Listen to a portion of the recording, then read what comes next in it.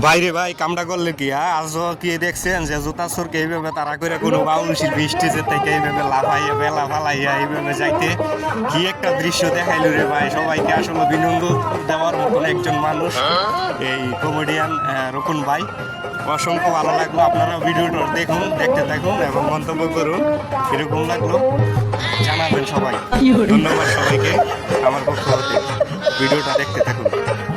লোকে দেখতে বলে আমি নতুন হাত মেলতে চাই সেই করে মাতাল হইয়া সেই করে তাই মাতাল হইয়া সব কিছু কাকি